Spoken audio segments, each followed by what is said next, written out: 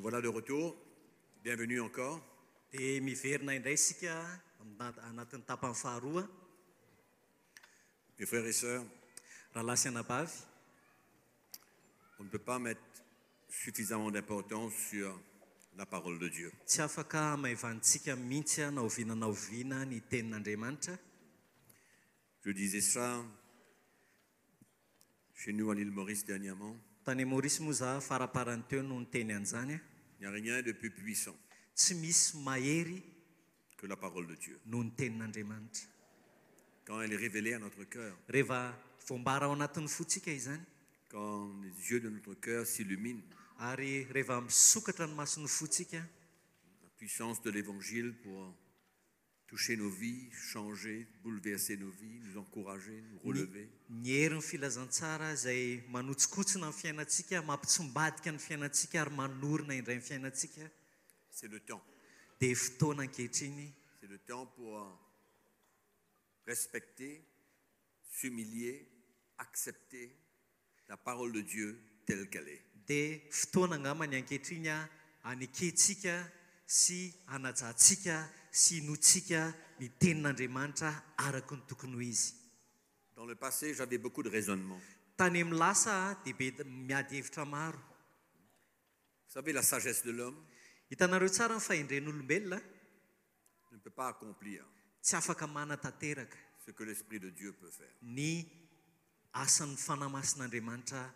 Et nous, dans notre chair, Fa isika kosa atao anatin'ny nofontsika on a beaucoup de tendance à nous fier, à nous reposer sur notre sagesse, dia indraindray tsika manana ohatran'ny hoe fahazarana hiankina amin'ny fahaizantsika sy ny fahalalantsika, nos raisonnements ny fahalalantsika sy ny fahaiza-manao antsika et beaucoup d'autres choses. sy ny zavatra maro sy ny maro isan-karazany. Nous pouvons être influencés par beaucoup de choses. Indraindray tsika mora azo mpanahy amin'ny zavatra maro isan-karazany, Mais la parole de Dieu ne change pas. kanefa ny tenin'Andriamanitra tsy miova na oviana na oviana. Et Dieu est en train de nous appeler Ary Andriamanitra dia manomboka miantso antsika pour nous soumettre à la parole de Dieu. mba ahafahantsika tena manaiky ny teniny, Parce que c'est la volonté de Dieu. satria izay no sitrapon'Andriamanitra. Vous savez, dans la prière que Jésus a enseignée à ses disciples, Hitanareo tsara ilay vavaka nampianarin'ny tompo ampianatra ça dit que ta volonté soit faite hoe aoka ny sitraponao no atao sur la terre comme au ciel. ety an-tany tahaka ny any an-danitra.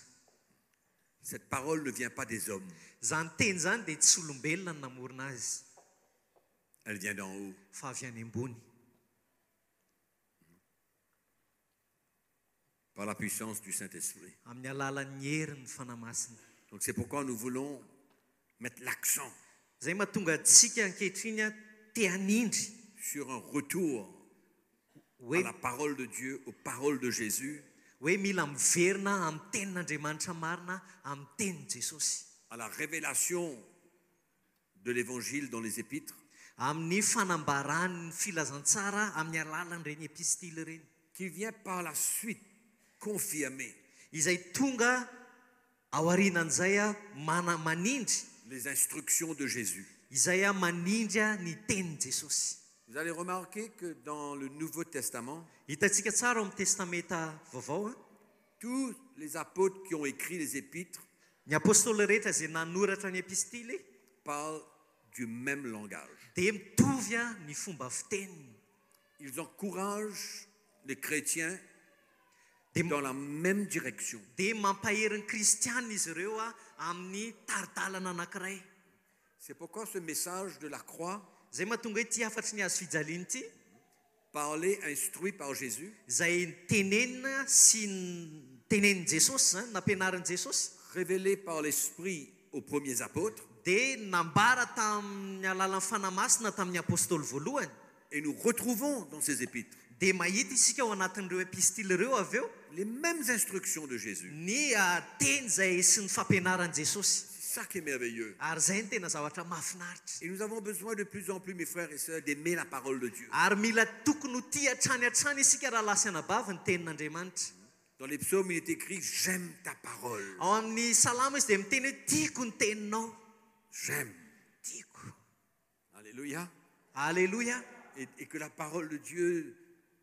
demeure en nous et que nous nous humilions et que permettre à ce que ça change tout ce que ça veut changer. Ary aoka ny ten'Andriamanitra tena homonina ao anatin'ny fontsika ka avelantsika hanova izay tokony hovaina eo amintsika. Cette révélation est venue changer beaucoup de choses dans ma vie. Satria io fanambarana io dia tonga nanova zavatra maro teo amin'ny fiainako. Et donc, retournons Dia iverintsika et continuons où nous avons laissé la dernière session. dia hotoizantsika teo amin'izay nijanonantsika tamin'ilay tapany voalohany zany. Et laissez-moi commencer par vous dire Dia zao aloha ny teneniko anareo que nous sommes appelés à suivre Jésus. tsika dia natsoina hanaraka an' Jesosy. Non pas pour les choses qu'il peut nous donner, Tsy hoe noho ny hoe zavatra ny anaratsika zany, tsy hoe noho ny zavatra afaka omeny atsika, mais le suivre pour qui il est. fa anaraka azy tsika amin'Andriamanitra azy zany. Non pas pour les choses qu'il veut et peut nous donner, Tsy hoe ny zavatra izay tiany tompo omena anao na ny afaka omeny tompo anao no anarahanao an'ny tompo. Pourquoi le message de la croix vient remettre beaucoup de choses en ordre. Zay mahatonga hoe ny afatry ny azo fijaliana dia tonga andamina zavatra maro isan-karazany. Donc, le message de Christ, le message de la croix. Dikan'izay zany ny afatry Kristy dia afatry ny azo fijaliana. Regardons la vie de Jésus. Ndao tsika hijery ny fiainan'i Jesosy C'est le plus bel exemple. satria izay ny ohatra tsara indrindra. La Bible nous dit qu'il est mort sur la croix. Ny Baiboly zao dia milaza hoe maty teo amin'ny hazo fijaliana izy. Il a souffert. Nijaly izy. N'est-ce pas vrai? Marina zany sa tsy marina? Il a souffert. Niaritra izy, nijaly izy. Il a accepté la souffrance. Ary nanaiky an'izay fijaliana izay izy. Il aurait pu refuser, Afaka nandà izy mais il l'a accepté. kanefa niekeny le izy. Il a accepté de mourir. Nanaiky ho faty izy. Il a accepté de verser son sang. Nanaiky izy handatsaka ny rany. Vous savez pourquoi? Hainareo hoe fananinona? Parce qu'il savait qu'il Satria ressusciterait. satria fantany hoe hitsangana izy Et atsoatsy. que cela emmènerait le salut aux hommes. Ary fantany ihany koa hoe hitondra famonjena ho an'ny olombelona ny asa nataony. Donc il a accepté sa mission. Dikan'izay zany ny andraikitra azy, ny antsoina azy dia niekeny. Il a accepté la croix. Nanaiky ny azo fijaliana izy. Il a accepté la souffrance, il a accepté la mort Nanaiky ny jaly sy ny fahafatesana izy. et il a vécu la résurrection. Dia niaina ihany koa nefa izy ny fiainam-pitsanganana. Et Jésus, Ary Jesosy il vient nous dire maintenant à nous, dia tonga indray izy milaza amintsika si tu veux me suivre, hoe raha misy tahanaraka que chacun prenne sa croix. aoka izy hitondra ny azo fijaliana. Dans l'évangile de Marc, Ao amin'ny filazantsara amin'ny Marka, juste un texte pour confirmer encore cet appel de Jésus. misy andininy kely mbola ahafatsika manindry hatrany zany hoe antson'i Jesosy izany.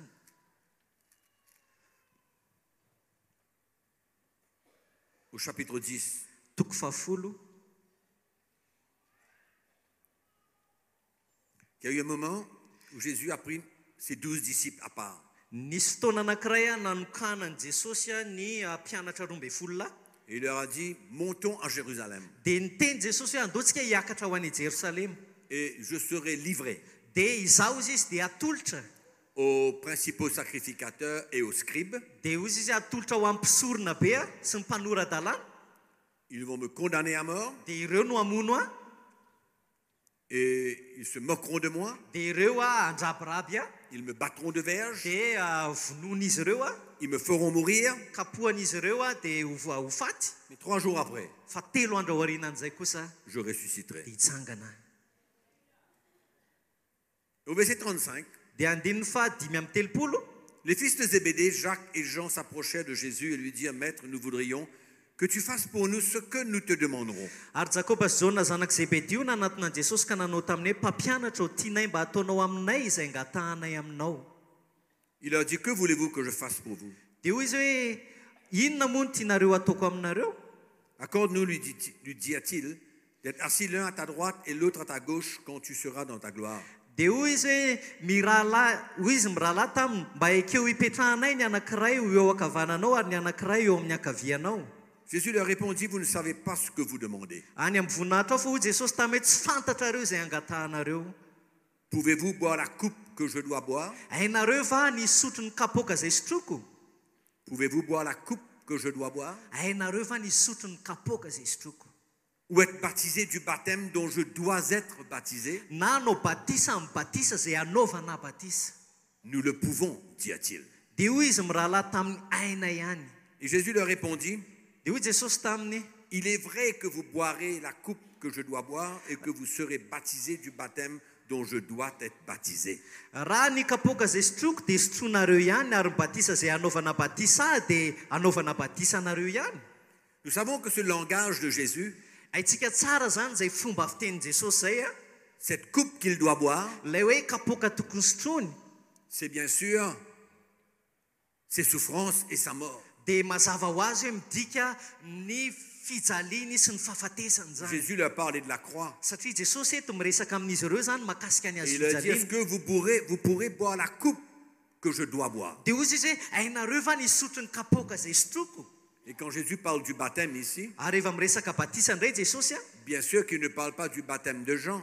dia mazava ho azy fa tsy batisany Jaona ny resahany eto Jean a. l'avait déjà baptisé. Satria Jaona efa nanao batisa efa Et là, il vita parle batisa d'un izy teo. baptême qu'il doit prendre. Fa ilay batisa zay mbola ho raisiny atsoatsy ny Et resahany. ce baptême qu'il doit prendre, Ary io batisa zay ho raisiny atsoatsy io ce n'est pas un autre baptême où quelqu'un d'autre va le baptiser. tsy hoe batisa hafa indray zany hoe isy olona indray hafa no batisa azy. Non, Zay. c'est ses souffrances, sa mort. C'est la croix. Fa ilay fijaliany sy ilay fahafatesany a dia ilay azo fijaliany zany Et ce qui est nyresahany. encourageant dans la réponse de Jésus, Ary ny tena mampahery a amin'ny valiteny nataony Jesosy c'est teto a, qu'il leur dit, oui, dia ilay vous hoe pourrez boire cette coupe. dia ilay izy niteny hoe eny afaka sotronareo ihany ny kapoaka Vous sotroko. pourrez être baptisés du baptême que je vais prendre. Afaka atao batisa amin'ny batisa anaovana ihany ianareo. Jésus savait Fantatry Jesosy tsara zany qu'il aurait donné la grâce à ses premiers apôtres hoe nanome fahasoavana andreo apôstôly voalohany izy de prendre leur propre croix, hoe afaka ny andray ny azo fijaliana izy ireo, de souffrir, de participer aux souffrances de Christ, à la mort de Christ, hoe afaka mandray anjara zany ny apôstôly amin'ny fahafatesany sy fijaliany Kristy, et qu'il leur accorderait sa vie afin de pouvoir servir l'Église. hoe afaka manolotra ny fiainany koa izy ireo a mba hahafahan'izy ireo manompo ny fiangonana. Et ça, c'était une parole de grand encouragement pour ses disciples. Ary tena nampahery an'ireto mpianatra reto zany io teny io. Et ces mêmes paroles doivent toucher notre cœur ce matin. Ary a izany teny zany ihany koa tokony akasika ny fotsika amin'ity marain'ity. Il est possible pour nous de boire cette coupe. Afaka sotrotsika ihany koa zay kapoaka izay. Il est possible pour nous, Afaka sotrotsika ihany koa par la grâce de Dieu, noho ny fahasoavan'Andriamanitra, non pas par notre force, sy amin'ny herin'ny tenatsika, d'accepter de prendre notre croix, hoe afaka ny andray ny azo fijaliantsika d'accepter de isika, participer aux souffrances de Christ, afaka mandray anjara amin'ny fiaretan'i Kristy isika, d'accepter de mourir à nous-mêmes, afaka matiny amintsika isika, afin que nous puissions transmettre sa vie. mba ahafahantsika ihany koa avy eo a mampita ny fiainany. Pourquoi il ne faut jamais oublier Fa maninona moa tsy tokony adonona qu'il mihitsy y a 3 éléments importants dans la croix de Christ. hoe misy tsinga telo zava-dehibe eo amin'ny azo fijaliana Dans Kristy. cette croix que nous sommes appelés à prendre, Eo amin'io azo fijaliana zay voalaza hoe Il y a la tokony ho raisitsika io ao amin'ny y a la fijaliana mort. ao anatin'ny et il y a fahafatesana la vie. ary ao anatin'ny fiainana. Il y a la souffrance, il y a la mort et il y a la vie. Misy fijaliana dia fahafatesana dia izay vao fiainana. C'est ce même message Ary io afatra io ihany a que nous avons ignoré. zay nataontsika noditsika tsy hita teo aloha, Et il y a d'autres messages qui ont remplacé dia nisy afatra hafa nanolo azy. le message fondamental, Ilay afatra tena fototra le message apostolique, dia ilay afatra le apôstôlika, message de Christ ilay afatra Kristy pour l'Église. ho an'ny fiangonana. Et aujourd'hui, l'Église ne veut même pas entendre parler Ary ankehitriny ny fiangonana tsy te hihaino an'izany de akory participer aux souffrances de Christ. hoe handray anjara amin'ny fijalian'i Kristy zany. L'Église ne prêche plus Ary tsy mitory an'izany intsony ny ce fiangonana, message de la croix. ny afatra ny azo fijaliana. Les pasteurs souvent n'acceptent même pas que ça peut être selon le plan et la volonté de Dieu. Ary ny pasteur ndraindray tsy mahafantatra akory hoe drafitr'Andriamanitra ve zany sa tsy. Pourtant, la parole de Dieu est tellement claire, Kanefa tena mazava ny tenin'Andriamanitra, tellement claire. tena mazava loatra. L'apôtre Paul parle en plusieurs occasions. Paoly apôstôly dia miteny matetika hoe, Et je crois que c'est bon que nous puissions regarder ary tena hitako hoe tsara ny à quelques jerentsika hoe textes dans le Nouveau Testament. hoe andininy vitsivitsy ao Dans les anatin'ny testamenta épîtres de vaovao, Paul. ao anatin'ny epistily soratan Paoly, De Pierre, ao amin'ny Petera faharoa, même dans celui qui a écrit l'épître aux Hébreux, na dia izay nanoratra ny epistiliny ils Hébreu ont azy tous le même langage. dia jereo tsara fa mitovy avokoa fomba firesaka izy Les ireo premiers apôtres avaient tous bien compris le message de Christ. jereo tsara fa ny apôstôly voalohany dia samy natakatra avokoa izy ireo ny afatry Kristy Pour leur propre vie. ho amin'ny fiainany aloha C'est pourquoi le Seigneur nous appelle, nous les pasteurs, à être des modèles et des exemples. zay mahatonga ny tompo miantso antsika pasteur aloha tonga isika no ahoatra ilay tahaka Paul dit, zao ny tenin'ny Paoly soyez mes imitateurs comme Ok, moi, ok. je suis Christ. Suivez-moi comme moi, je suis Christ. ok anareo izy izy anahaka tahaka ny anahafako an Kristy Donc ouvrons notre Bible dia andaontsika maka ny baibolitsika dans l'épître de Paul aux Colossiens. ao amin'ny epistiliny soroatan'ny Paoly ao amin'ny Kolosianina. Je suis sûr que vous tous, les pasteurs, vous connaissez bien Mino fa nareo ces pasteur épîtres. nareo pasteur tsirairay avy ireo mahafantatra tsara nyreto epistily maro reto a. Mais il y a beaucoup de choses que nous passons là-dessus et que nous ne mettons aucune importance. Fa indraindray misy zavatra ao anatin'ireny epistily ireny andalovantsika fotsiny dia tsy omentsika lanja Mais quand nous relions fa rehefa ampifandraisitsika ces paroles des apôtres ny tenin'ny apôstôly aux instructions de Jésus, sy ny zavatra nampianarin'i Jesosy nous réalisons dia mahatakatra isika hoe que c'est la fondation même de la chrétienté. dia fanorenana mihitsy izany anafototry ny fiainana Et que kristiana nous ne pouvons pas ignorer ary ce tsy azo message. zoditsika tsy hita izany afatra izany Et que nous ne pouvons pas servir Dieu. ary tsy afaka hanompo ny tompo isika Nous ne pouvons pas devenir des exemples et des modèles tsy afaka ho tonga ohatra ilay tahaka mihitsy sika na modely tant que nous ne soyons pas prêts raha mbola tsy vonina isika à nous identifier à Christ pleinement. hoe tena nahaka ny Kristy amin'ny Pas fahafenona seulement de tanteraka croire en lui. tsy hoe mino azy fotsiny a Ça, c'est une expérience. zany a ohatrany hoe andrana La nataontsika nouvelle zany. naissance, c'est une expérience. satria ny fahateraham-baovao a dia ohatrany hoe fiainana nandalovatsika D'être pardonné de ses péchés, satria hoe voavela ny heloko tsika d'être délivré de la puissance des ténèbres, afaka ny amin'ny herin'ny maizina d'être le temple du Saint-Esprit désormais. hoe manomboka eto a dia efa tempolon'ny fanamasina Mais il y a une autre étape. fa nefa misy dingana hafa ao arinan'izay Importante. zay tena Ce zava-dehibe sont les instructions même de Jésus que nous avons vues. dia ilay fampianaran'i Jesosy azy hitantsika L'apôtre Paul, teo apôstôly Paoly a dans son épître aux Colossiens, ao amin'ny epistily a au ao amin'ny verset Kolosiana 24, il dit, verset 24, chapitre premier, 1er verset. premier verset 24, épître de Paul aux Colossiens. Kolosiana toko voalohany andininy faefatra amby roapolo Il n'y a pas plus clair que cela. tsy misy mazava koatran'io angambany Je me réjouis ary ankehitriny dia mifaly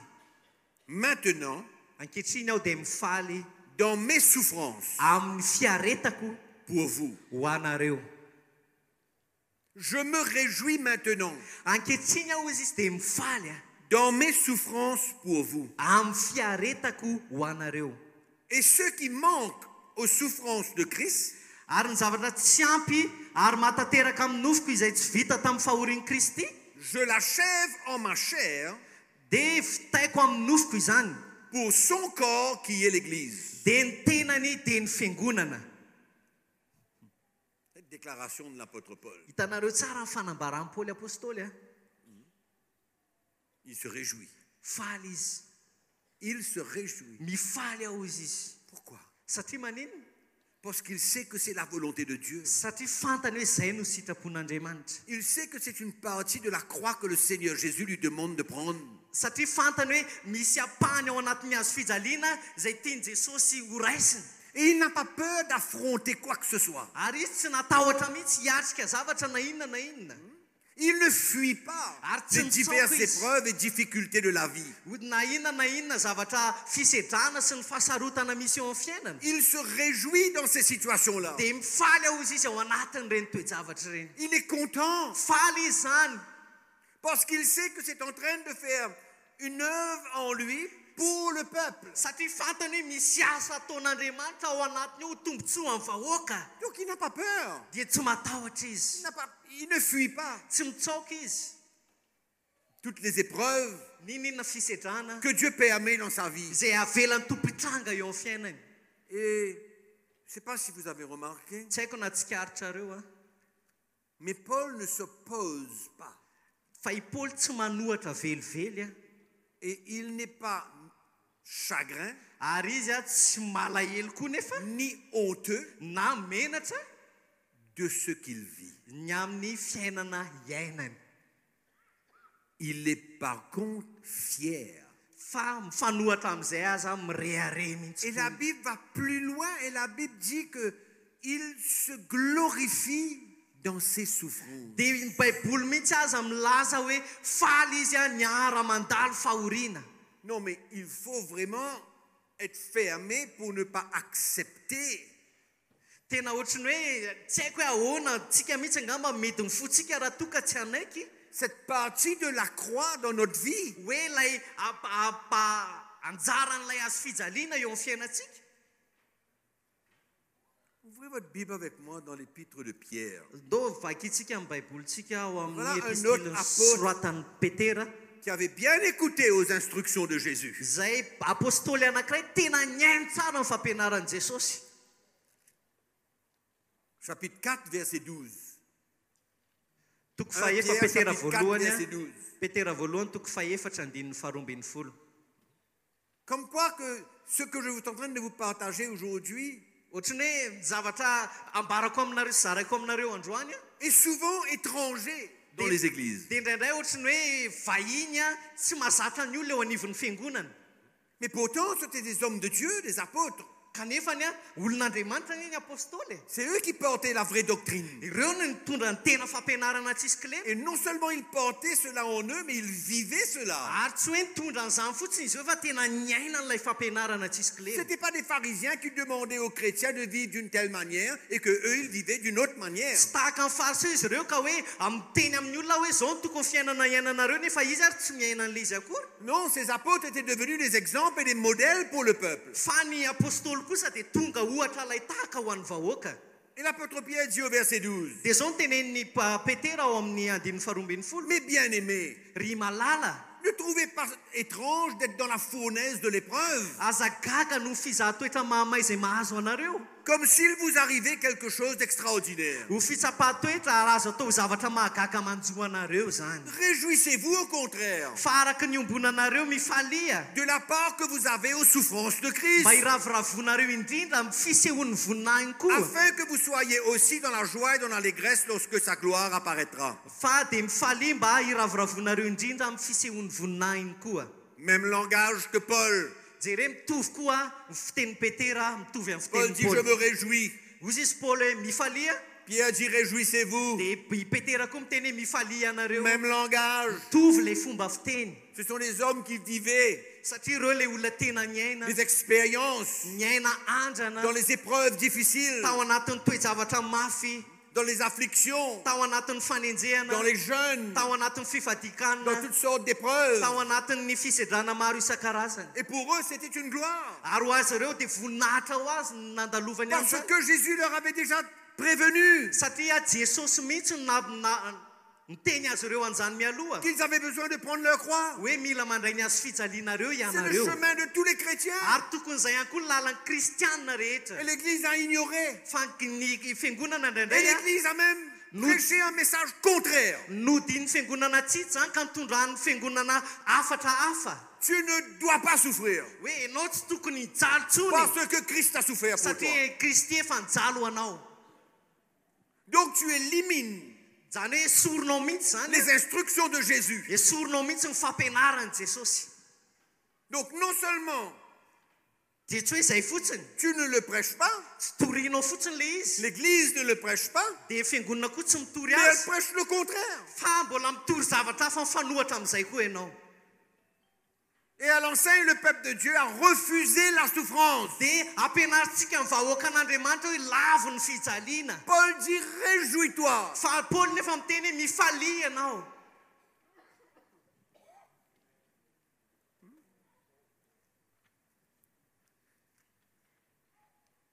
Philippiens chapitre 1er. Philippiens chapitre 1er. Filipianina toko voalohany.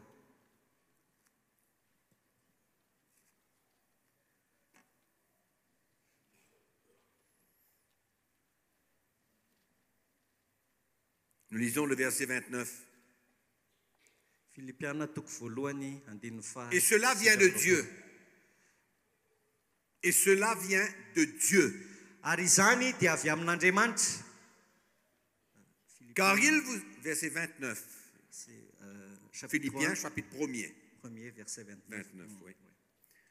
Car cela vient de Dieu, car il vous a été fait la grâce. Fa ianareo efa nomena noho ny an'i Kristy.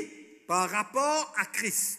Fa ianareo efa nomena noho ny an'i Kristy. Non seulement de croire en lui. Tsy ny ino azy ihany. Mais encore de souffrir pour lui. Fa hiara-pahoriana koa noho ny aminy. En soutenant le même combat.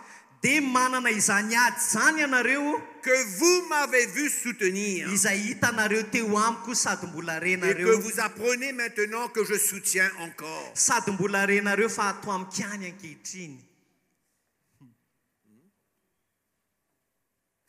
Ça fait partie de la croix que nous avons besoin de prendre. Io zany ao anatin'ilay azo fijaliana zay tokony raisitsika. La vie de Paul Ny fiainan'i Paoly est un exemple dia ohatra azo alay tahaka.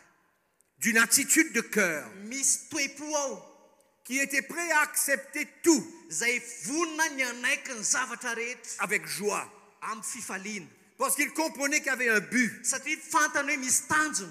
Ce n'était pas parce que Dieu ne l'aimait pas. Tsy hoe tsy tia azy akory ny tompo. Ce n'était pas que Dieu voulait l'écraser. Tsy hoe ny tompo akory tia hanitsakitsaka azy. Ce n'était pas parce que Dieu voulait le rendre la vie dure. Tsy hoe ny tompo akory tia hampandalo azy Mais fiainana sarotra. l'appel de Dieu sur Paul Fa ny antso ny tompo amin'ny Paoly mihitsy était tellement grand tena lehibe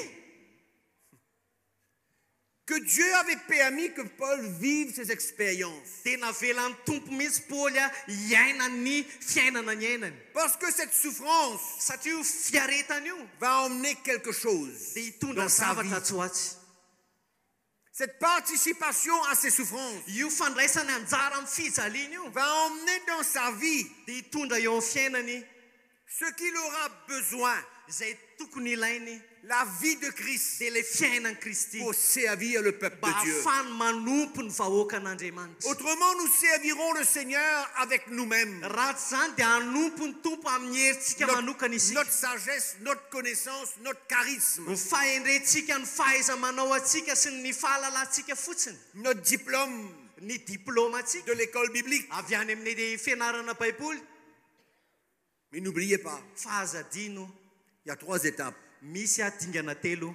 Il y a la souffrance, Misy ny fijaliana, il y a la mort misy fahafatesana et il y a la ary résurrection. misy fitsanganana avy eo. La résurrection pour toi, Ny fitsanganana ho anao la résurrection pour moi. ny fitsanganana ho ahy ihany C'est la koa. vie de Jésus en toi Dia fiainan' Jesosy ao aminao et c'est la vie de Jésus en moi. ary fiainan' Jesosy ato amiko ihany Et c'est koa. comme ça que Paul servait Dieu, Ary tahaka an'izany ny fomba nanompo ny avec tompo la vie de amin'ny Christ en lui. Avec la vie de Christ en lui. miaraka amin'ny fiainan' Kristy ao aminy. Et c'est comme cela que nous voulons désirer servir Dieu. Ary tokony tahaka an'izany ny etaetantsika hanompoana an'Andriamanitra Avec la vie de Jésus en nous. miaraka amin'ny fiainan' Jesosy ato amintsika.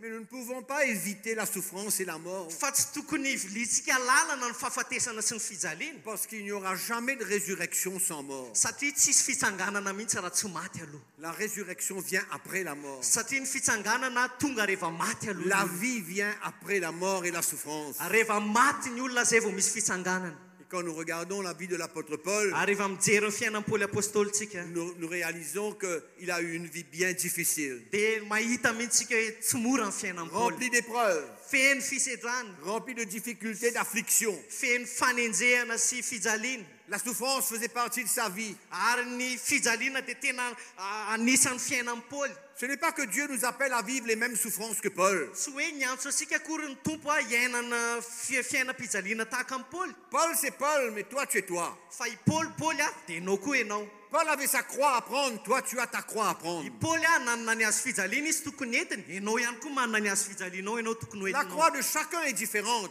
Ary ny azo fijaliana tsirairay avy dia mais on ne samy peut pas hafa. l'éviter. Fa tsy afaka fotsiny La souffrance de vilitsika Paul était lalana. différente, Samy hafa ny fiaretantsika. mais tu ne peux pas refuser la souffrance dans Kanefa ta vie. ianao tsy afaka handà mihitsy ny fijaliana eo amin'ny La fiainanao. mort que Paul a vécue, Ny fahafatesana zay niaina amin'ny sa Paoly mort en lui-même, dia ilay fahafatesana ny aminy rehetra. mourir au désir de sa chair, Maty ny amin'ny filan'ny nofiny c'est aussi ta portion. dia manana anjara ny Comme amin'izany ihany c'est koa ma ianao portion. manana anjara ny On ne amin'izany peut koa pas éviter cela si on veut la vie. tsy afaka difitsika lalana zany a raha te hazo La fiainantsika souffrance mène à la mort mène à la résurrection. ny fijaliana miteraka fahafatesana ary fahafatesana no miteraka C'est la fitsangana fondation même de la chrétienté. ary zay no fototra iorena ny fiainana C'est kristiana le message de Christ, c'est le message apostolique. ary zay ny afatra kristia sy ny afatra apostolika Et si tu l'enlèves de l'église, raha isorona ao anivon'ny fiangonana zany le résultat sera que de la religion. dia ny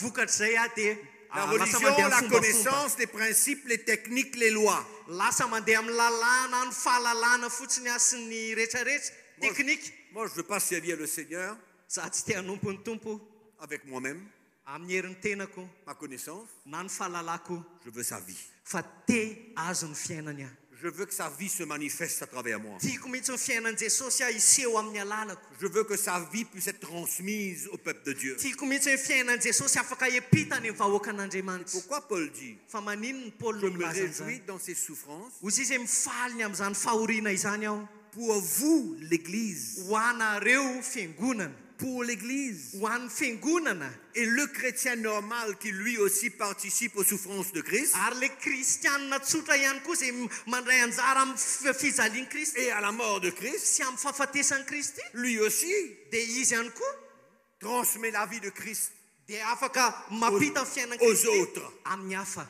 Lui aussi, satria izy ihany koa il transmet cette vie. dia afaka mampita an'izany fiainana Prends notre zany Bible un petit coup. andaontsika mbola maky baiboly ihany Dans l'épître de Paul aux Corinthiens, ao amin'ny epistile soratan'i paoly amin'ny korintianina la deuxième épître. ao amin'ny korintianina faharoa zany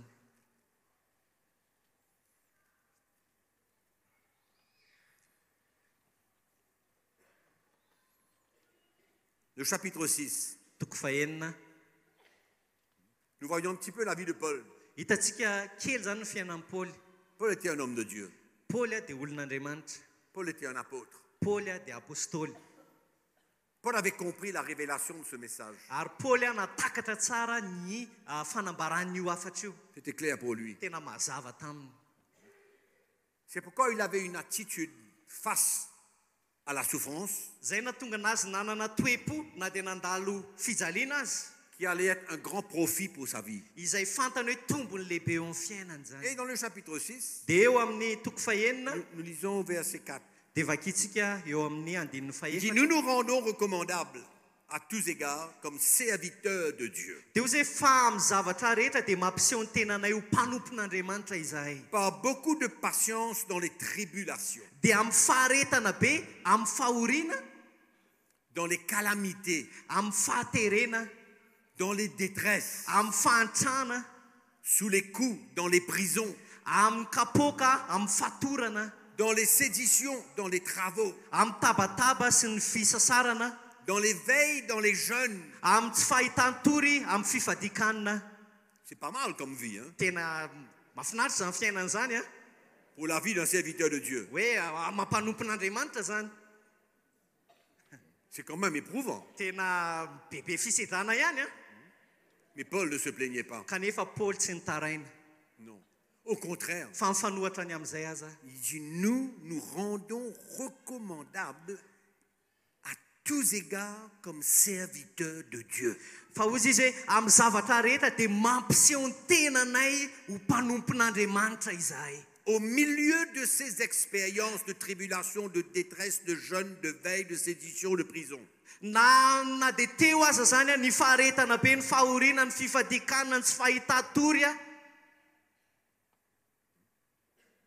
le vrai serviteur de Dieu ne fuit pas ny tena mpanompon'andriamanitra tsy mitsokady les expériences que Dieu veut qu'il vive. ny fisedrana zay avelan'ny tompo a iaina ny mpanompon'andriamanitra Des expériences essentielles ilay fa fisedrana ilainy mpanompon'andriamanitra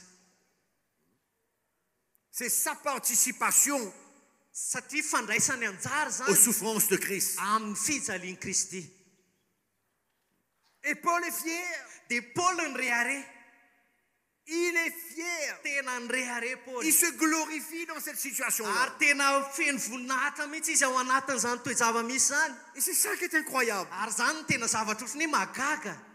Mais l'Église Fa ny fiangonana veut étouffer cela. te anepotra an'izany, te anakona an'izany. Elle veut enterrer cela. Te andevina an'izany ny fiangonana. Mais nous, les serviteurs de Dieu, Fa isika mpanompon'Andriamanitra nous avons besoin de comprendre et d'accepter. mila matakatra an'izany sika sy manaiky an'izany. Quelles que soient les preuves que Dieu met devant nous, Na inona fisedrana aseho an'Andriamanitra eo anoloantsika, nous avons besoin de vivre cette épreuve dans l'esprit. dia mila miaina an'ireny fisedrany ireny tsika ao amin'ny fanahy. Et comprendre qu'il y a un but là-dedans. Ary tokony hatakatra sika misy tanjon'Andriamanitra ao anatin'io. C'est pas pour rien que Dieu a permis que Paul vive ces expériences. Tsy hoe te hampandalo amin'ny Paoly an'ireny fisedrany ireny fotsiny tompo. Paul ne priait pas pour que ces expériences viennent devant lui, Di Paoly tsy mivavaka mihitsy hoe hampandalo fisedrana, mais il acceptait ce qui venait. fa nanaiky fotsiny Paoly azy zavatra niseho teo Quand anoloana. Paul était en prison, Paoly ohatra tany ampigadrana, il ne s'est pas plaint. izy ne tsy nitarainy, Il n'a pas eu pitié de lui-même. tsy nala elo ny tenany izy. Non.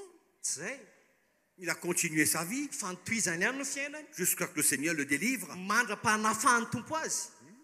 Il y a des moments où Dieu veut, il y a des expériences que Dieu veut que nous vivons.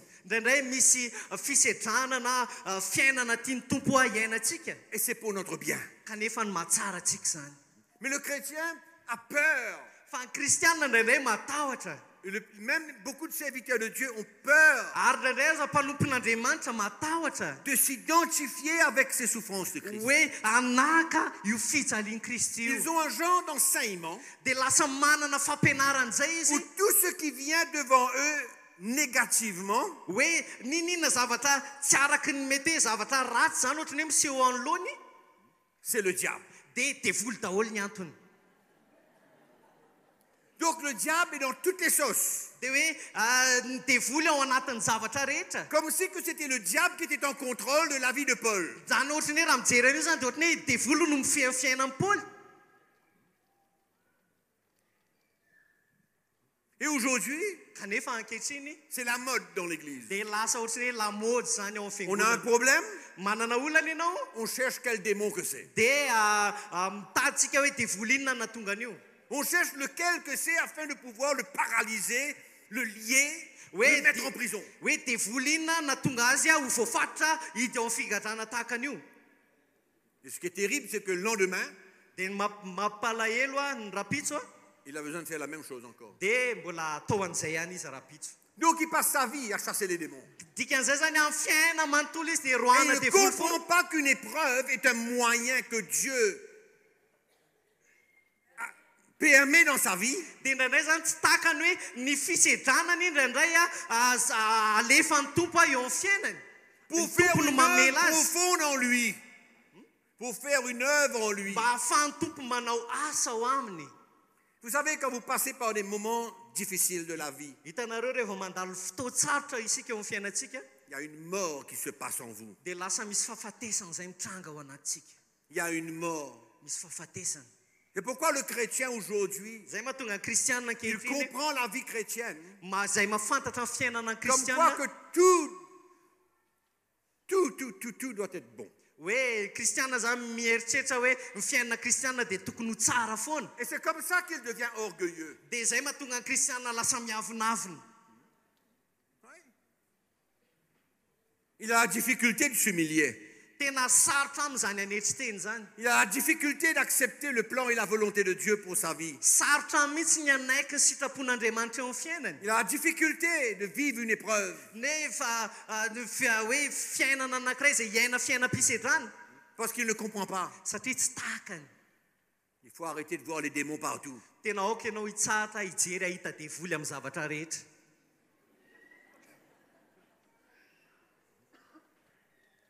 C'est fou comment les chrétiens croient qu'ils sont possédés par des démons aujourd'hui. Indraindray ohatry hoe mampieritreritra ihany mahita hoe efa kristiana zao nefa mbola hajakany devoly ankehitriny. C'est fou comment les chrétiens acceptent aujourd'hui ohatra hoe mampalahelo mahita kristianina manaiky ankehitriny c'est que parce qu'ils sont de telle manière, il y a un démon en eux, il faut que le pasteur chasse ce démon. dia hoe satria zany izy ohatrany anatina toe-javatra anankiray a dia ohatra hoe mieritreritra zany le kristianina hoe misy devoly dia mila roahan'ny pasteur devoly efa kristianina zany.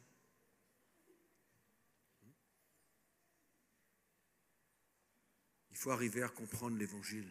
Mila tonga matakatra ny filazantsara tsara isika. Paul ne voyait pas les démons partout dans sa vie. I Paul a tsy nahita devoly zany. Paul n'allait pas voir Pierre pour chasser un démon dans sa vie quand il vivait un moment de difficulté. I Paul a tamin'ny nandalo fotoatsatra tsy niteny tamin'ny Petera hoe roa devoly a. Non. Zay. Paul acceptait de vivre ce moment-là. Fa mila miainitsika ekentsika ny ainan'izany fiainana zany.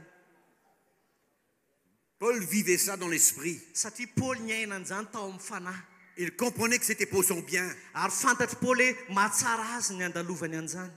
Vous savez, quand vous traversez dans ces moments difficiles, Hitanareo rehefa mandalo fotoatsarotra isika vous réalisez que votre force n'a aucune force. dia eo amin'izay takatra hoe ny herinao tsinitsininy. Que vous perdez contrôle. Hoe tena tsy voafehanao intsony. Que vous ne pouvez plus gérer cette situation. Hoe tsy voafehanao intsony le toe-java misy. Et c'est comme ça que Dieu œuvre en nous. Ary ohatran'izany fomba fiasan'Andriamanitra C'est ao comme ça amintsika. que Dieu nous brise. Ary tahakan'izany anoritoroan'Andriamanitra atsika. Quand nous sommes dans la fournaise, Rehefa ao anatin'ny afo mamay isika. quand nous sommes dans la détresse, Rehefa ao anatin'ny tena hoe mila vonjy isika.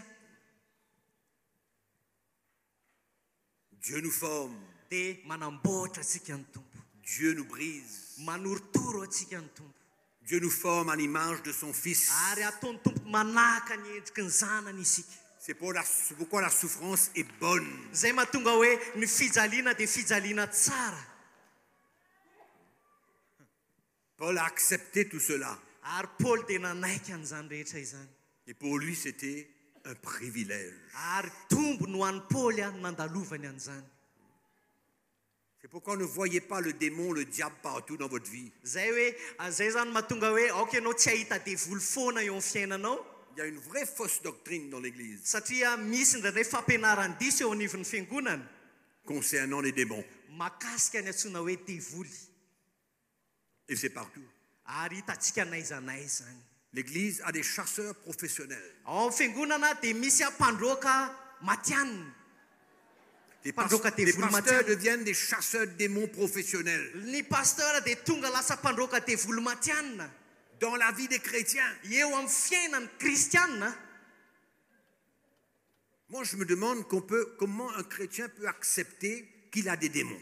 Tsy haiko mihitsy ohatra mametra-panontanianao fa maninona efa misy olona kristianina anankiray nefa mbola manaiky izy hoe misy devoly ao aminy. Quand il est le temple du Saint-Esprit. Nefa izy efa tebolo ny fanamasina. Quand il est le temple de Dieu. Izy efa tepolon'Andriamanitra. Quand il forme partie d'un corps où Jésus-Christ est la tête. Hoe izy efa ao anatin'ilay tena izay Jesosy Kristy izao ny lohany. Et on se chasse des démons entre nous. Dia itsika lasa mifandroaka devoly amin'ny samitsika ihany. Mais quel genre de chrétien que nous sommes? Dia kristianina manahoana ary tsika. Et on n'arrive pas à reconnaître entre les œuvres de la chair et les démons. Dia lasa tsy haintsika tsony manafaka hoe ty asan'ny nofo a dia ty devoly. Et quand on parle des œuvres de la chair, Fa rehefa miresaka mantsika asan'ny nofo a c'est ça la participation à la mort de Christ. dia zay le antsoina hoe anjara fandraisantsika anjara amin'ny fahafatesan'i Kristy. C'est pourquoi le Seigneur nous appelle à mourir, à faire mourir les désirs de cette chair. Zay mahatonga ny Tompo miantso antsika hoe aoka ho fatiny amin'ny filan'ny nofontsika isika. C'est partout dans la Bible. Ary hitantsika betsaka zany ao anatin'ny Faites Baiboly. mourir ce qui est en vous est terrestre. Aoka ozy izy ho fatiny ao anatinareo a sy izay zavatra ety ambany. La débauche et toute la liste entière. Niny anafijangajangana dia misy lista maro. On ne peut pas voir les démons partout. Dia tsy tokony ahita devoly tsika. Il faut réaliser que si nous avons un problème, même entre mari et femme, mila takatsika zany raha misy olana ohatra eo aminareo mivady Il n'y a pas de démon dans la femme ni dans le mari. dia tsy tokony fantatra hoe tsisy devolona ao amin'ilay vehivavy no ao amin'ilay lehilahy Chacun a besoin de mourir à ses propres désirs, fa mila matiny amin'ny prendre filany sa fotsiny croix et suivre Jésus. mila matiny amin'ny filany fotsiny ny olona dia samy mandray ny azo fijaliany dia manaraka an' Jesosy Moi, j'ai appris à prendre ma croix dans ma relation avec ma femme. za tena nianatra nandray ny azo fijaliako mihitsy tamin'ny fifandraisako tamin'ny vady J'ai appris à perdre. tena nianatra nandany tenako De même que ma femme aussi a appris à prendre sa croix dans sa relation avec moi. dia na mivady koa ary dia tena nianatra mihitsy izy nandray ny azo fijaliany manoloana Et c'est une mort. dia fahafatesany zany C'est une mort qui se passe à l'intérieur de nous. dia lasa misy fahafatesana mitranga ao anatsika Quand on a besoin de s'humilier, c'est une mort. rehefa manetsy tena mantsika dia misy Quand on fahafatesana a eo. besoin de se repentir, c'est une mort. rehefa misy tia bebaka tsika dia misy fahafatesana mitranga Quand Dieu a besoin de briser l'orgueil dans notre vie, c'est une mort. rehefa tia norotoro an'ilay fiavonavina ao anatsika ny tompo dia misy fahafatesana mitranga On perd le contrôle. lasa tsy voafehantsika tsony Ce n'est plus nous-mêmes là qui sommes en train de vivre. dia lasa tsy tsika tsony no miaina eo C'est nous qui sommes disposés à faire mourir fa isika mihitsy a no vonina tena les faty désirs de notre chair. ny filany nofotsika Quand j'ai un problème avec ma femme, je ne vois pas le démon. raha manana olana mivadiko aho tsy mandroaka devoly aho Je ne vais pas voir le frère Roland ou n'importe quel autre frère pour chasser un démon dans ma vie. tsy hoe ahiantso any rahalahy rolan aho hoe roasiny devoly eo amin'ny fiainako Je comprends que j'ai subi fa fantatro hoe et que je me suis soumis fantatro hoe rehefa au manetsy tena désir de ma chair dia ny filany nofoko a et que je dois me repentir dia fantatro hoe tokony et que je dois bebaka m'humilier mila manetsy tena et que je dois mourir à moi-même, mila matiny amin'ny tenako a mourir à ces désirs matiny amin'ny filako a et permettre à Dieu de briser cet orgueil en moi amela ny tompo hanitsana ilay afin avinavina que ao je disparaisse mba hafako tsy hita et que Christ mène sa vie en moi. fa i kristy kosa no hitondra ny fiainany amin'izay eo Donc amiko j'expérimente la souffrance, dia rehefa manandrana j'expérimente la mort rehefa manandrana et fahafatesana j'expérimente la vie de dia Christ en moi. manandrana ihany koa ny fitsanganan Jesosy ao amiko Et je peux déclarer ce que Paul dit. dia afaka miteny amin'izay ilay lazain'ny Paoly hoe J'ai été crucifié avec Christ. niara-maty niara-nombona tamin'ny Ce n'est Kristy plus ao. moi qui vis, zaho intsony no velona c'est Christ qui vit fa en moi. Kristy no velona ato amiko Donc ma chair perd son pouvoir. dikan'izay zany nofoko a tsy manan-kery Ma intsony chair de plus en plus perd sa force. dia hatrany hatrany nofoko a tsy manan-kery Et intsony Christ de plus en plus vit en moi. dia Kristy indray mevelona tsy kelikely ato Et de amiko plus en plus je meurs à dia moi-même.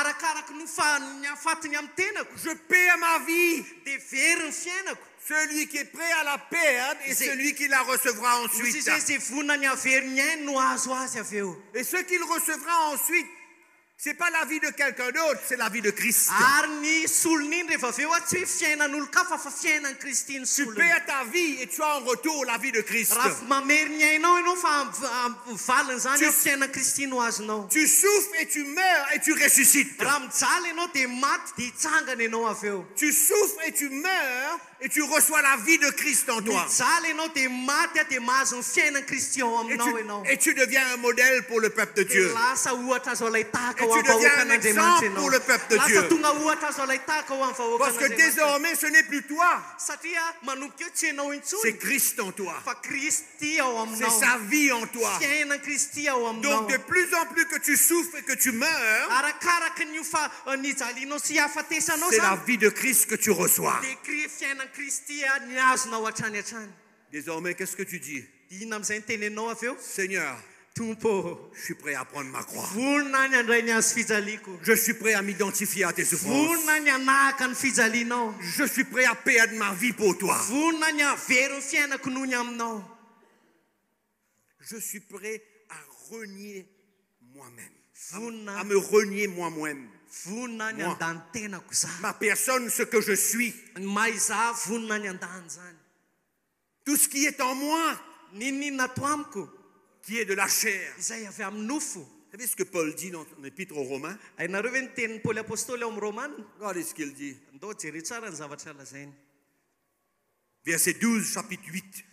toko fahavalo a andininy faharoambin'ny folo Ainsi donc, frères, nous ne sommes point redevables à la chair. hozy izy ary amin'izany rahalahy dia tsy pitrosa tsy amin'ny nofo isika Pour vivre selon la chair. ka ho velona araky ny nofo Si vous vivez selon la chair, vous mourrez. Fa raha velona araka ny nofo ianareo dia tsy maintsy maty. Mais si par l'esprit vous faites mourir les actions du corps, vous vivrez. Fa raha ny fanahy no amononareo ny asan'ny tena dia ho velona ianareo. Alléluia. Alléluia.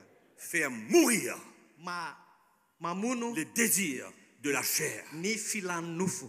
Quand ma chair ne veut pas perdre, Rehefa ny nofo koa tsy quand je veux gagner, je ne veux pas perdre.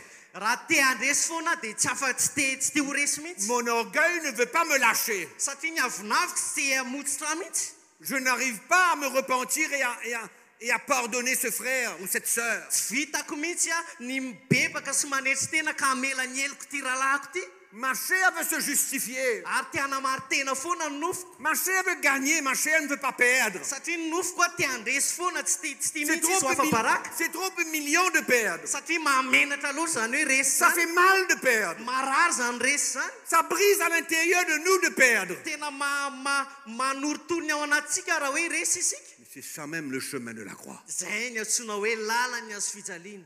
Afin de vivre pour lui. Mba ahafahantsika miaina ho an'i Jesosy. Afin de vivre avec sa vie. Mba ahafahantsika miaina amin'ny alalan'ny fiainan'i Jesosy. Pas ma vie. Tsy ny fiaina koa. Sa vie. Fiainan'i Jesosy.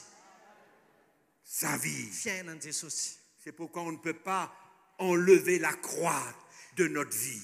Zay mahatonga hoe tsy azo esorina velively eo amin'ny fiainantsika ny azo On fijaliana. vivra dans la chair. Satria lasa iaina ara-nofo isika. Et on ne voit pas que c'est la chair. Andreny tsy hitantsika hoe miaina ara-nofo tsika. Parce qu'on est chrétien. Tsy hoe kristianina akory tsika. Maintenant, nous sommes forts, grands, de puissants, manomboka antsika capables. fa lehibe matanjaka mahery tsara foana. Et capables de chasser tous les démons de la terre. Dia afaka mandroaka devoly rehetrarehetra ety amin'izao tontolo zao. Mais on continue Kanefa tsika la même vie. mitohy ny amin'ny fiainantsika On ihany continue tsika. à être dur envers notre femme. Mitohy ihany tsika mbola entitra amin'ny vaditsika masika. On continue Dia tohizatsika foana de la considérer comme une esclave. dia tohizatsika ho raisitsika ho andeha foana izy. On continue à lui dire n'importe quoi. Dia lasa tentenenatsika foana mihitsy azy On izy. continue à la blesser. Dia ratraitsika ny fony. Mais on continue à servir le Seigneur. Kanefa tsika koa ao anatin'izany mbola mitohy manompo an'Andriamanitra. Je crois que si on vit encore de cette manière-là, notre femme aura beaucoup de démons à chasser avec nous. Hitanareo tsara raha mbola mitohy miaina amin'izany fiainana zany tsika dia memie koa.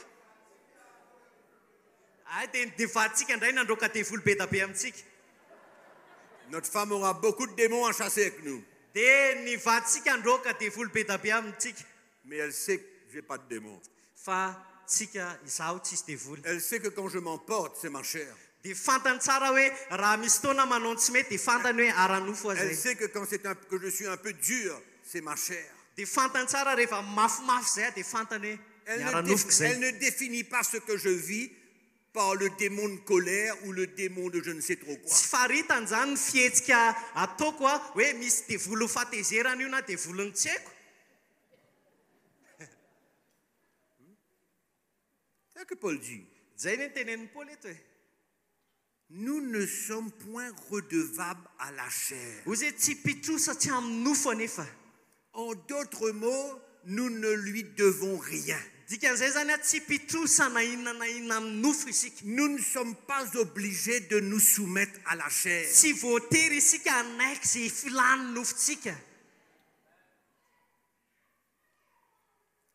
Ouvrez votre Bible dans attendez. Hébreux chapitre 12. Hébreu toko 12 sokafo amin'ny baibolinao.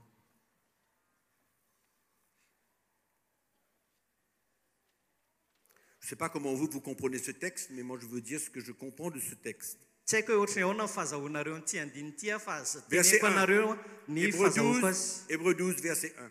Andininy voalohany. Nous donc aussi, puisque nous sommes environnés d'une si grande nuée de témoins, Koa amin'izany satria misy vavolombelona maro toy izany manodidina antsika toy ny rahona. si vous lisez le chapitre précédent, la deuxième partie du chapitre précédent, vous allez comprendre qui sont cette nuée de témoins. Raha mamaky ny toko teo alohany io nareo dia fantatrareo izy ilay vavolombelona toy ny rahona. C'était des hommes qui avaient la foi et qui étaient prêts de perdre leur vie. Dia ireo olona ireo zany ilay olona izay nanana finoana ka vonona ny hanomerin'ny fiainany. Même dans l'Ancien Testament. na dia tany amin'ny testamenta taloha azy. Alors il dit, rejetons tout fardeau et le péché qui nous environne si facilement. Dia aoka isika anaisitra izay rehetra mitambesatra amintsika mba amin'ny ota. Rappelez-vous là, hein, rappelez-vous ce que je dis là. Rejetons tout fardeau et le péché. Tadio tsara aoka isika ozy anaisitra izay mitambesatra mba amin'ny ota Qui nous environne si facilement et Ils aiment- courons avec persévérance dans la carrière. izay malaky mahazo atsika aroka isika hiazakazaka amin'ny faharetana amin'ny fiazakazahana Qui nous est ouverte. Ayant les regards sur Jésus, ka hijery an' Jesosy qui suscite la foi mitompo ny finoantsika et l'amène à la perfection. sy mpanefa azy En échange de la joie qui lui était réservée, izay naharitra ny azo fijaliana fa tsy nitandro enatra. l'auteur nous demande d'avoir les regards sur qui? Le mpanoratra zany eto a tiantsika hitodika any amin'iza ozy izy Sur qui? izy Sur Jésus, eo amin'ny Jesosy non? sa tsy zany Sur Jésus qui suscite la foi en nous i Jesosy ozy izy zay tompon'ny finoantsika et emmène cette foi à la perfection. ary a mpanefa azy.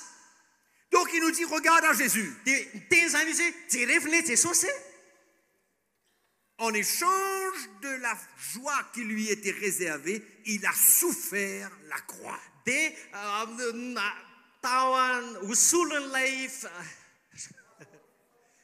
mba azahoan'ny fifaliana dia nanaiky ny azo fijaliana izy. Donc mets tes regards sur lui. Dia jereo izy izy Qu'est-ce Jesosy qu'il a fait? inona ny zavatra nataony Il a souffert la croix. niaritra ny azo fijaliana izy. Mépriser l'ignominie. Tena hoe nanao tsinotsinona. Tu sais ce que ça veut dire ça? Il a ignoré la honte de la croix. Tena hoe tsy nitandro enatra izy nanoloana ny azo fijaliana. Il a souffert la croix. Tena hoe niaritra ny azo fijaliana izy. Il a méprisé, c'est-à-dire que la honte qu'il y avait dans la croix, il ne prenait pas ça au sérieux. Zany hoe na inona na inona enatra hita tao amin'ny azo fijaliana tsy niraisin'i Jesosy ho zava-dehibe intsony. Ça lui était égal Dia tsy nampaninina azy tsony de la honte que la croix représentait. hoe na inona enatra hita ao amin'izany azo Dans fijaliana zany. l'Ancien Testament, la croix représentait une malédiction. Tany amin'ny testamenta taloha ny azo fijaliana dia midika hoe ozina. Il a souffert la croix. Tena niaritra ny azo Il a fijaliana izy. méprisé l'ignominie. Tena nanao tsinotsinona izy tsy nitandro enatra izy. Et après, Dia avy inona nitranga? et après, Inona nitranga? où il s'est assis. Taiza izy no mipetraka avy eo? Aiza izy no mipetraka amin'izao? Où il s'est assis. Aiza izy no mipetraka ankehitriny à la droite de Dieu. À la droite du trône de Dieu. Eo an-tanakavanan'Andriamanitra. Et l'auteur continue, il dit, considérez en effet Dia ozy izy- celui qui a supporté contre sa personne une telle opposition de la part des pécheurs, afin que vous ne vous lassiez point l'âme découragée. Fa ozy izy efa hivery tsara ilay naharitra ny fanoherana natao mpanota taminy fa ndreo ho ketraka ianareo ka ho reraka ny fanahinareo. Retournez un petit peu en arrière, là, au verset numéro 1b. Deuxième partie, c'est-à-dire, et le péché qui nous enveloppe si facilement. Dia ozy izy eo amin'ilay toko andiny voalohany zany eo amin'ilay Hebreo faharoa ambin'ny folo teo, ozy izy hoe ny ota izay malaky mahazo atsika. Il n'a pas dit ça pour rien. Tsy hoe niteniteny an'io fotsiny akory ny mpanoratra. Verset 4. Andin'ny fahaefatra.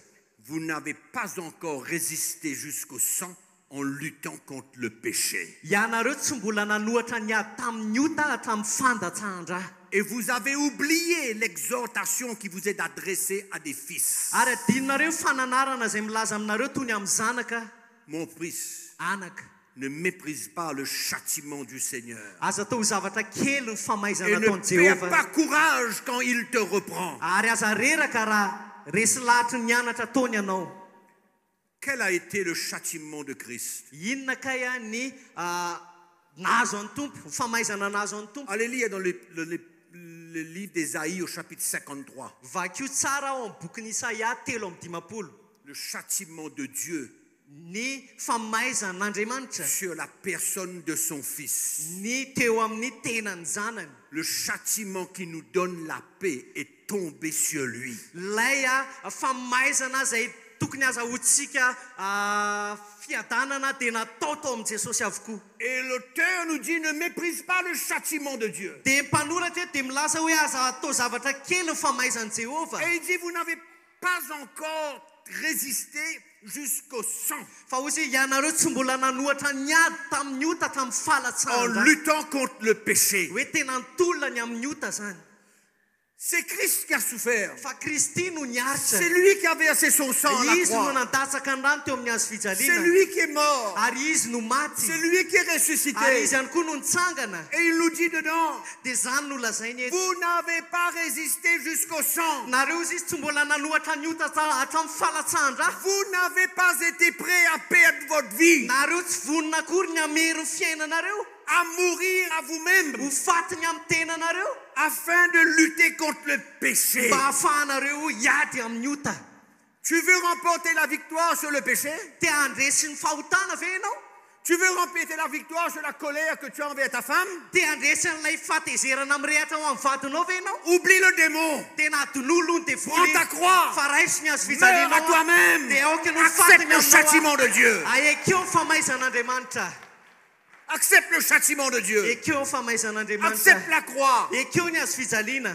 Dieu n'a pas voulu punir le Seigneur Jésus. Dia Andriamanitra tsy te hoe Non. afay an'i Il l'a Jesosy zany envoyé à la croix fa teo amin'ny azo fijaliana pour ton salut. ho an'ny Et pour mon famonjenanao salut. sy famonjena ny antony. Et il nous dit, prends ta croix Dia ozy izy hoe raisy ny azo afin fijalianao que tu portes ma vie mba ahafahanao mahazo ny fiainako ihany koa pour ton peuple. ho an'ny vahoakanao. Donc arrête avec tes démons. Dia oka izay ny devolinao a. Arrête de chasser. Prends ton fusil, mets dans l'armoire. Aleo amin'izay mibasinao dia aprimo anaty armoara. Il a dépouillé les dominations et les autorités. Satria izy efa Il les a nanamotsamotsana. livrés publiquement en spectacle en Tena. triomphant d'elle par la croix. Ozy izy niteny efa nataony niariary ozy izy any fariseny zany teo amin'ny hazo fijaliana. Il est fini le diable. Efa vita ny amin'ny Il ne devoly. peut même pas te toucher si tu es prêt à prendre ta Raha croix. vony ianao ny andray ny hazo fijalianao tsy afaka hikasika anao akory Ne izy. perds pas du temps avec lui. Aza mandany andro aminy Il a ianao. été vaincu à la Satria efa croix. resy izy teo amin'ny hazo Christ est fijaliana. le Seigneur. I Kristy ny tompo. Il est sur le trône. Izy eo amin'ny Il règne fiandianany. dans ta vie. Ary manjaka eo amin'ny Et fiainanao tu es le izy. temple du Ary ianao Saint-Esprit. tempolo Tu n'es pas fanamasina. le temple des démons. Tempolo ny devoly ianao. Tu es le temple du Fa tempolo Saint-Esprit. fanamasina ianao. Alléluia. Alléluia.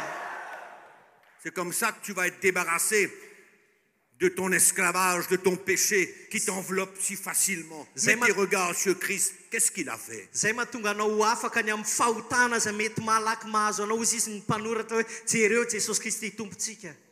Il suscite la foi dans ton cœur Satria pour que izy- tu comprennes pourquoi tu as besoin de prendre cette croix. Tena miteraka finoana ao am-potsika izy mba ahafahanao matakatra hoe fa maninona ianao no tokony handray ny azo fijalianao. En échange de la joie. Ho solon'ny fifaliana. En échange de la joie. Ho solon'ny fifaliana. Quelle a été sa joie? Inona kay ilay fifaliany?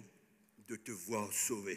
Dia ny ahitanao voavonjy ny Ma fifaliany joie de Jesosy. servir Dieu, Lay ny fifaliako manompo an'Andriamanitra c'est de voir le peuple de Dieu bien. dia ny ahita ny vahoakan'Andriamanitra C'est de ao voir le tsara. peuple de Dieu grandir. Ahita ny vahoakan'Andriamanitra hijoro C'est tsara. de voir le peuple de Dieu être libéré. Ahita ny vahoakan'Andriamanitra ho afaka. Et je suis prêt Ary vonina à prendre cette croix, andray ny hazo à fijaliana. participer aux souffrances de Ary Christ, andray anjara amin'ny à fahorian'i Kristy. mourir à moi-même, Ho fatiny amin'ny tenako. afin de participer à la résurrection. Mba ahafaka ihany koa mandray anjara amin'ny fitsanganana. La résurrection, c'est sa vie. Satria ny fitsanganana dia Sa fiainany. vie. Fiainany. Sa vie en toi, frère. Fiainany eo aminao Sa vie rahalahy. en moi, frère. Fiainany ato amiko rahalahy. Mais c'est pas par le jeûne et la prière que tu auras cette vie. Kanefa tsy amin'ny vavaka sy ny Ce n'est pas sur fifatikana la nahazoana montagne an'izany que tu vas fiainana avoir zany. cette vie. Sy amin'ny alalan'ny zavatra hafa Et nahazoana quand tu es an'izany prêt à fiainana prendre zany. ta Fa croix rehefa mandray ny hazo et fijalianao que tu ianao. participes à ces Ka souffrances, mandray anjara amin'ny fijaliany. les afflictions, Ny les détresses, ny fahoriana. tous les imprévus de la vie. Ninona zavatra tsy ampozinao amin'ny fiainanao. Marche dans l'esprit. Mandeha anaraka ny fanahy. Marche dans l'esprit. Mandeha anaraka ny fanahy. Et tu auras la victoire. dia ahita fandresena ianao. Tu es écrasé. Mety hoe resy ianao vo Tu vis des hitsakitsaka. moments durs. Mety hoe mandalo fotoatsarotra. Accepte-le. Ekeo zany. Parce que Jésus viendra à ta rescousse. Satria Jesosy ho avy hamonjy anao. Il te prendra par la main. Dia handray anao amin'ny Mais tananao pendant izy. que tu es là, écrasé à Fa mahatonga terre, anao manoloana anao mbola vo et que tu hitsakitsaka es eo. humilié, Dia tsapanao fa manetsy Et teny qu'il te ianao. brise. Afa baraky ianao dia matakatra hoe c'est pour que tu te relèves. mba hahafahanao mitsangana zany amin'ny joro indray. Une autre personne. Tonga olom-baovao ianao rehefa mitsangana eo amin'ny toerana. Une nouveauté de vie. Lasa misy fiainam-baovao indray Ce n'est pas pour rien que tu passes par des moments durs. dikan'izay zany tsy hoe tsinotsinona ianao raha mandalo fotoatsarotra aza raisina Réjouis-toi. zavatra maivana. Réjouis-toi. aoka ianao hifaly Parce qu'en retour, satria mivalan'izay c'est la vie de dia l'esprit. fiainana ara-panahy. Qu'est-ce que tu veux posséder? Inona ny zavatra tadiavinao? Anompan'Andriamanitra. Nous, comme on demande. Si tu veux. Inona ny tadiavinao? Ton diplôme, Diplômanao ve? ton titre de bishop, Ny titranao amin'ny bishop ton ianao ve? titre d'archevêque. Sa hoe archevêque lehibe ianao ve? Qu'est-ce que ça fait pour toi, ça? Inona ny idiran'izany eo amin'ny fiainanao? Qu'est-ce Afaka anao inona amin'ny qu'est-ce fiainanao que zany? le titre peut faire pour toi? Afaka anao inona amin'ny fiainanao ny titranao? Le titre ne parle pas, il n'y a pas de force dans le titre. Tsisy hery ny titra tsy afaka miteny amin'ny fiainanao reny. La vie, c'est dans l'onction. Fa ny fiainana dia ao anatin'ny ositra. La vie, ça vient de l'intérieur, là. Ny fiainana dia avy ato anaty ato. La vie, c'est le produit de la mort. Ary ny fiainana dia vokatry ny La fahafatesana. vie, c'est le produit de la souffrance. Ary ny fiainana dia vokatry ny fiaretana. N'oublie jamais. N'oublie jamais. Aza diny mihitsy La résurrection, ny fitsanganana c'est toujours après la mort. dia ao aorianan'ny fahafatesana. Tu ne peux pas ressusciter si tu ne meurs pas. Tsy afaka nitsangana mihitsy ianao raha tsy maty aloha. Tu ne peux pas avoir la vie de Christ si tu n'es pas prêt à souffrir et mourir. Tsy afaka mahazo ny fiainan Kristy mihitsy ianao raha tsy vonona alohanao no faty sy hijaly. Jésus a dit, Zao ny tenin Jesosy, tu veux me suivre? te hanaraka ahy va ianao? Tu veux déclarer que tu es mon disciple? Tena te hitony tena ve ianao fa mpianatra? Où tu es? Aiza ianao io? Je ne te vois pas sur ce chemin-là. Tsy hitako mihitsy ianao amin'ilay lalana naleako. Je vois Jacques, Hitako Jakoba, je vois Antoine, hitako Antoine, je vois Emmanuel, hitako Emmanuel, je vois Florence. hitako Florence. Mais tu ne vois pas. Fa ianao tsy hitako mihitsy ianao a. Je vois Florence tomber, Hitako Florence zao io lavo mais je la relève. dia atsangako aloha izy Elle continue. dia iny izy fa nandrosindray. Mais où tu es toi? Fa ianao tsy hitako mihitsy ianao, Tu ne vois pas. tsy hitako ianao. Et tu programmes d'être un disciple? Dia nefa ianao ve mitony tena hoe mpianatra? Non, non, non, non, non. Sur ce chemin-là, il n'y a que des disciples dessus. Fa eto amin'ity lalana soritako ty mpianatra daholo no mandeha eo. Il n'y a que des disciples dessus. Mpianatra daholo no mandeha eo. Tu ne prends pas ta croix? Tsy mandray ny hazo fijalianao ianao Je ne sais pas quel chemin tu es. dia tsy haiko hoe lalana aiza zany lalanao. Je sais pas. Tsy haiko. C'est pourquoi le Seigneur nous appelle tous. Zay mahatonga ny tompo miantso antsika rehetra Aujourd'hui, androany dans les jours qui viennent, amin'ny andro avy eo à voir mba hahita qu'il y a un message. hoe mba hitondra afatra Le message de la croix de dia Christ ny afatry ny hazo fijalian'i Kristy que nous avons mis au tiroir. izay napirintsika tanaty tiroara teo On a aloha. préféré la prospérité. Fa alohantsika ny fanambinana, On a préféré les choses charnelles de la vie. alohantsika misafidy ny zavatra ara-nofy ao amin'ny fiainana, On a préféré de chasser les démons matin, midi et soir. alohantsika nandroaka devoly maraina atoandro hariva On a tout préféré. dia nysoloantsika le izy. Maintenant, il est temps. Fa fotoana ankehitriny Ouvre ton tiroir. sokafy amin'izay ny tiroaranao Reprends ce message dia alaiva amin'izay zany afatra zany et accepte de le vivre. dia ekeo ny ainan'izany ihany koa. Le reste, Ny ambiny il est sur le trône efa any amin'ny fiandrianana izy et il prendra charge de ta vie. dia izy no hikarakara ny fiainanao.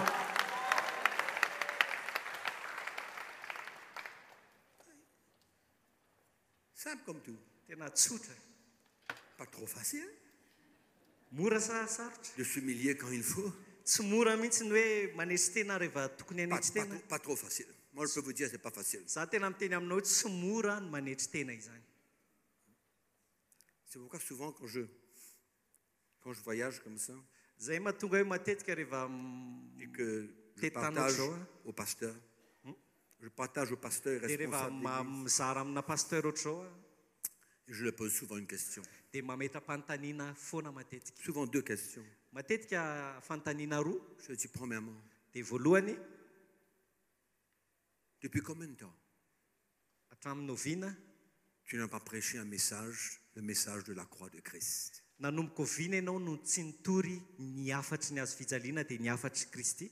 Deuxième question, Fanontaniana faharoa je leur demande souvent, izay apetrako matetika. quand fut la dernière fois que tu te repentis envers ta femme? Oviana ianao no mibebaka tamin'ny vadinao farany, mifona zany. Quand fut la dernière fois que tu t'es humilié et que tu as dit à ta femme, pardonne-moi, Oviana ianao no niteny tamin'ny vadinao farany J'ai hoe fait nanetry teny ianao zany dia miteny j'ai hoe fait ceci, mifona ou bien j'aurais pas dû faire ça? nanao an'ity fa mifona fa tsy tokony nataoko iny. Quand? Oviana kay? Quand? Oviana. Sérieux? Tena resaka matotra zany. Tu enlèves ce message, Raha voesorinao io afatra io il n'y a plus de repentance. dia tsisy fibebahana intsony, Y a tsisy plus fifonana, d'humilité, y tsy a misy plus de pardon. fifanetretena, tsisy famelan-keloka intsony. Loin. Lasa lavitra. Fini. Vita. L'argent, Ny vola, choses matérielles, zavatra ara-materialy, bénédiction, dia fitahiana fanambinana, promesses. dia fampanantenana. Voilà la vie du chrétien Dia aujourd'hui. izay ny fiainan'ny kristianina ankehitriny. Jésus dit clairement, Izao ny tenen'i Jesosy mazava tsara. cherche premièrement le royaume de Dieu et sa justice. Ka tsao aloha fanjakan'Andriamanitra sy ny fahamarinany, Et toutes les choses te seront données en plus. dia hanampy anao ny zavatra rehetra. Amen. Amen. Cherche premièrement le royaume de Dieu. Ka tsao aloha ny fanjakan'Andriamanitra, Et toutes les choses te seront données en plus. dia hanampy ho anao ny zavatra rehetra. Il semblerait que Jésus dit, Dia ohatry ny niteny Jesosy zany hoe, je m'occuperai de toi. ohatry ny tehiteny izy hoe anahy ny ambiny zany hikarakaranao. Je prendrai soin de toi. Hikarakaranao ahy, zany ho Fais hitsindro anao. fais seulement ce que je te demande. Ataovy fotsiny aloha izay angatahako aminao, Je ne t'abandonnerai pas. fa za tsy hafoy anao. Je serai avec toi jusqu'à la fin. Fa miaraka aminao hatramin'ny farany aho. C'est pourquoi ne t'inquiète pas. Zay mahatonga hoe aza manahy ianao, Juste prends ta croix et suis-moi. fa raisy fotsiny aloha ny azo fijalianao dia risy Le arao reste, izy. Ny c'est ma ambiny, charge. ny Le Seigneur ambiny, dit, c'est ma charge. hozy izy ny tompo hoe zany no hiadidy Ma azy. responsabilité. Andraikitra ny tompo. Vous voyez le danger? Hitanareo tsara le loza mananontany? Vous voyez le danger? Hitanareo tsara ve le loza Où mananontany? se trouve l'Église aujourd'hui? Hoe aiza ho aiza ny toerana misy amin'ny fiangonana ankehitriny? C'est le temps Fa fotoana androany, du réveil fotoana ny fifoazana dans l'Église. eo anivon'ny fiangonana, Dans l'Église. ao am-piangonana. Dites à votre voisin, dans l'Église. Teneniny eo akaikinao eo anivon'ny fiangonana. Dans l'Église. Eo anivon'ny fiangonana. Humilie-toi, dis-lui dans l'Église. Humilie-toi un Teneny peu. manetsetena sady rahalahy, teny izy eo anivon'ny fiangonana. Humilie-toi un peu. Manetsetena kely. Dis-lui dans mon Église. Teneny hoe ao anatin'ny Dans fiangonako. mon église, à Ao moi. anatin'ny fiangonako.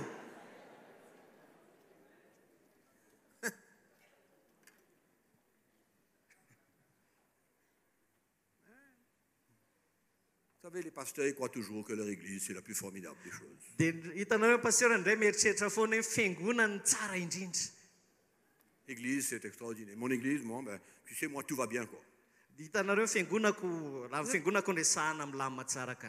Moi, j'ai très rarement Za tena ohatrany hoe mahalana. une réponse d'un pasteur que son Église n'allait pas. Tena ohatrany hoe vitsy zany raha pasteur nanontaniana hoe manao ahoana ny fiangonanao ka hiteny izy hoe tsao mihitsy ny fiangonako rahalahy. Ils viennent expérimenter une division, mais c'est bon quand même.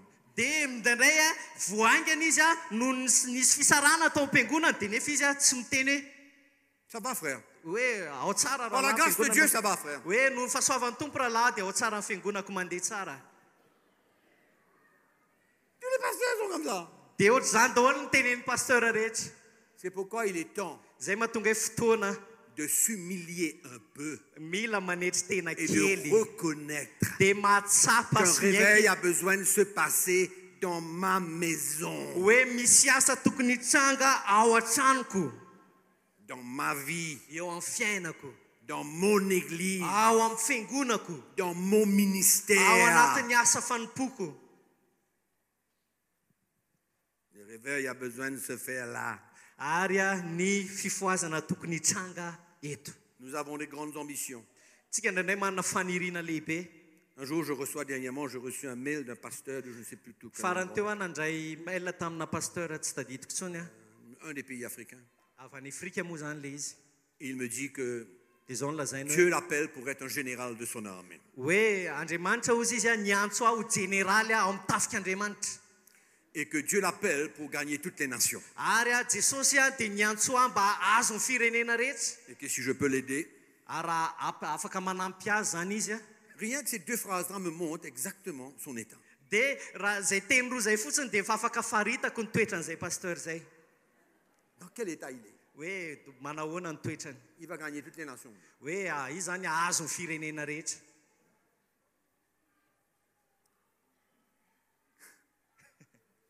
Il est absolument ignorant. Tena indraindray ao anatin'ny tsy fahafantarana. Je fais ça, pas pour le critiquer, mais pour vous montrer. Tsy hoe miteny an'izany akory tsy hoe anatsikera azy fa mba anehoako aminareo. Il est complètement ignorant du message de la croix de Christ. Tena Il veut gagner les nations entières. ao anatin'ny tsy fahalalana ny afatra Kristy mihitsy izy satria izy te azo ny firenena rehetra. Je ne sais pas quel genre de relation qu'il a avec sa femme. Tsy haiko hoe ohatry ny ahoana zao ny fifandraisan'izy mivady ohatra. Je ne sais pas. Tsy haiko. Mais je peux dire une chose. Ary ny zavatra tena mafy indrindra. Quand le message de la croix est exclu Rehefa tsoahana ny afatry ny azo fijaliana de nos messages, amin'ny toritentsika l'Église ne peut pas être bien. dia tsy ao mihitsy tsy azo aina mihitsy ny fiangonana. Parce qu'il n'y a pas de disciples. Satria tsisy mpianatra Il mihitsy y a ao. des chrétiens, Fa ny mais il n'y a pas de kristianina disciples. misy kristianina ao fa tsisy mpianatra. Et je rends grâce à Dieu Fa misaotra an'Andriamanitra aho. qu'au fur et à mesure, Hatrany nous voyons des chrétiens se lever. dia mahita kristianina memijoro. Nous voyons des pasteurs se lever. Mahita pasteur memijoro. Nous voyons des pasteurs qui embrassent ce message, Mahita pasteur zay tena mandray an'ilay afatra. qui s'humilient, Zay tena manetsy tena. qui comprennent Zay mahatakatra. le manquement qu'il y a dans leur vie, Hoe misy zavatra tsy ampy any teo amin'ny fiainany. qui n'ont jamais goûté Izay ni tsy accepté izay tsy nandramany hatramin'izay sy de nikeny participer aux hatramin'izay. souffrances de Christ Oui, et à la afaka- mort de Christ. Hoe anandrana ny fijalian'i Kristy sy ny fitsanganany sy ny fahafatesany. Et beaucoup servent le Seigneur dans leur propre force, dans leur propre connaissance. Kanefa betsaka no manompo ny tompo amin'ny fahalalany manokana sy ny herin'ny tenany. Le Seigneur nous appelle Miantso antsika ny tompo. de le servir Hanompo azy avec sa vie. amin'ny fiainany. Sa vie. Fiainany. Amen. Amen. N'oubliez jamais. Aza dinoina mihitsy. Vous savez quel est l'emblème de la chrétienté? Hainareo hoe inona ny ohatry ny hoe fanevan'ny kristianina? Ce n'est pas un poisson. Tsy le ohatry hoe logo an'ny kristianina zany le ohatry manao an'izao hoe tsy iny akory. Tsy trondro. C'est la croix. Fa ny hazo fijaliana.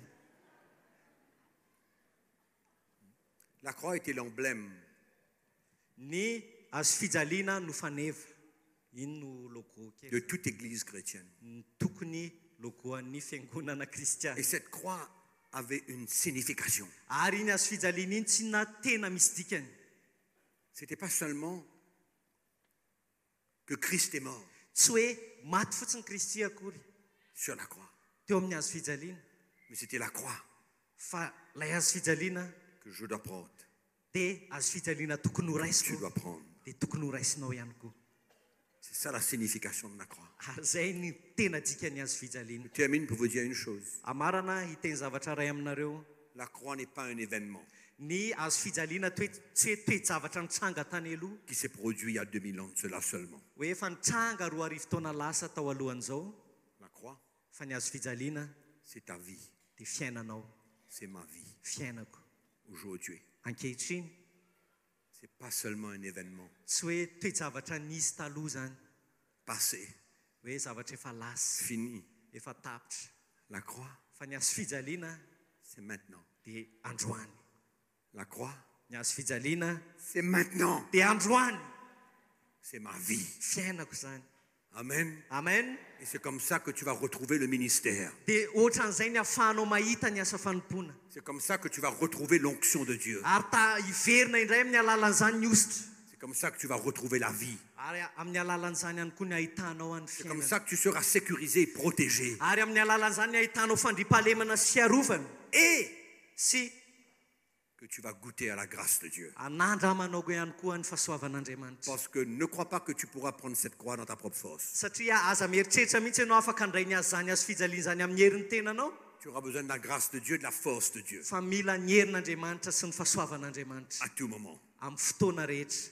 Je vais vous lire un verset avant que je termine. Un verset. Amaka andinin'ny farantsika alohan'ny amarana.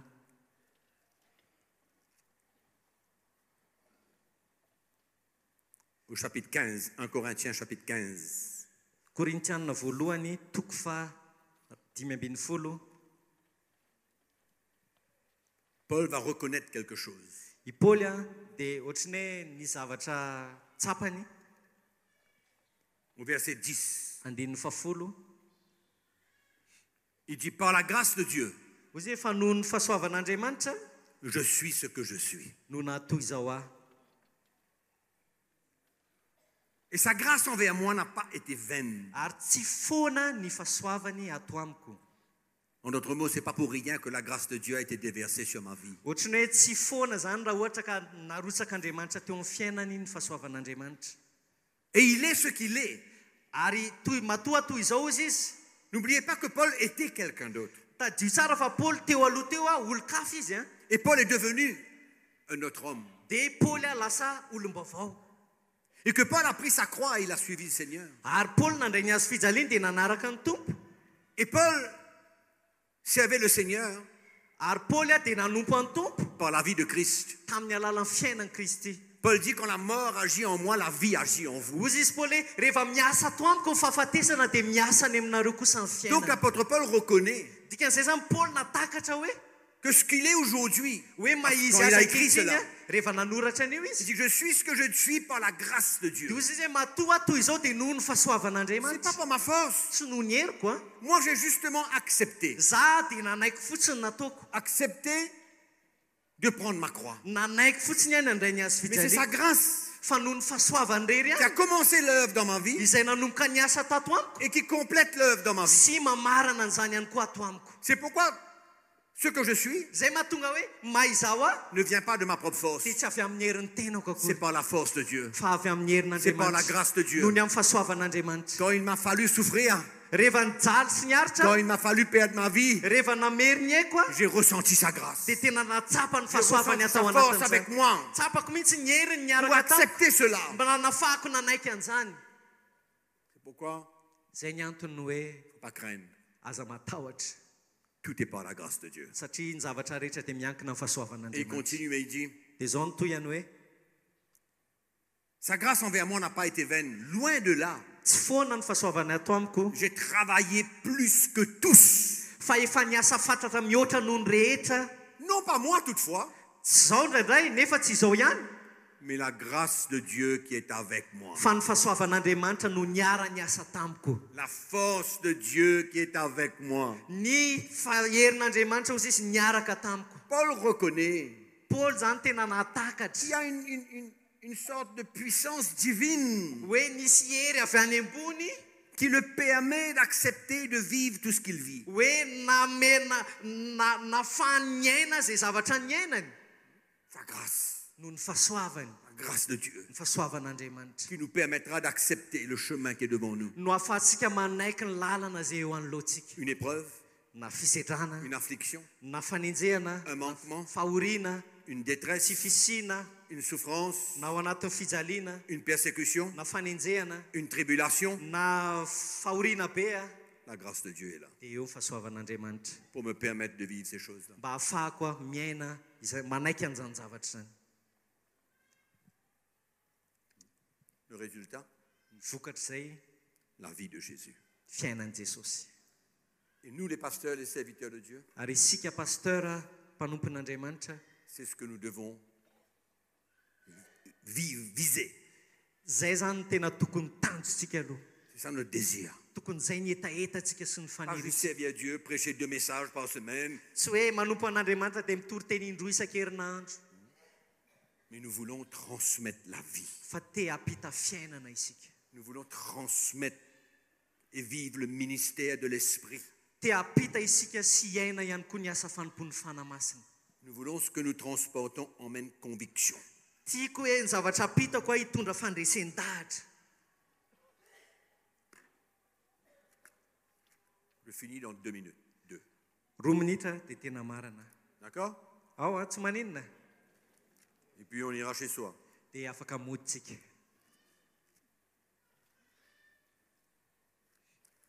Épître de Paul aux Corinthiens, chapitre 2. Korintianina Première voalohany. épître. Korintianina voalohany toko faharoa. Première épître. Korintianina voalohany zany.